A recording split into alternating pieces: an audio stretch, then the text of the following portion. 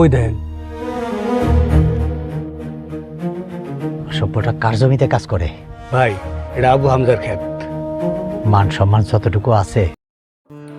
সুপ্রিয় দর্শক, এবার কিন্তু আপনারা দেখতে পারবেন যে সালাউদ্দিন কিন্তু বাবা হতে চলেছে এবং তারই সাথে আপনারা দেখতে পারবেন যে আমেনাকে যখন ডাক্তার দেখাতে আসছিল তখন কিন্তু সালাউদ্দিন বুঝতে পারলো তার আমেনা অসুস্থ, তখনই সেই অজ্ঞান হয়ে পড়ল।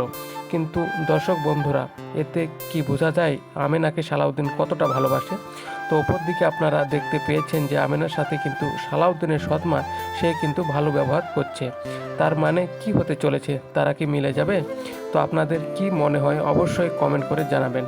ইতিমধ্যে আপনারা দেখতে পেয়েছেন সত্যের মৃত্যু নেই নাটকে 37 নম্বর পর্বটি আপলোড করা হয়েছে। আর 38 নম্বর পর্বটি কবে আসবে, কি করলে সবার আগে 38 নম্বর পর্বটি সবার আগে দেখতে পারবেন, তারই বিস্তারিত আলোচনা করা হবে আজকের এই ভিডিওতে। তাই বন্ধুরা, আজকের এই ভিডিওটি আপনারা স্কিপ না করে শেষ পর্যন্ত দেখতে থাকুন। আর যদি আমাদের এই চ্যানেলটিকে সাবস্ক্রাইব করে না থাকেন তাহলে অবশ্যই আমাদের এই চ্যানেলটিকে সাবস্ক্রাইব করে রাখবেন। তো দর্শক বন্ধুরা, 37 নম্বর পর্বটি আপনারা দেখতে পারবেন যে মাতব্বর সাহেব সে কিন্তু চক্রান্ত করছিল যে সালাউদ্দিনকে প্রত্যেক দিন কাজ দিবে, যেখান থেকে 700 টাকা মাইনে দিয়ে 200 টাকা সে কিন্তু নেবে। তো ওপর দিকে দেখতে পারবেন যে এবার কিন্তু আরও একটি বড় ফন্দি তৈরি করার চেষ্টা করতেছে। সেই ডালি সাহেবকে নিয়ে তার ছেলে কাজ করতেছে, সেটা কিন্তু দেখিয়েছে।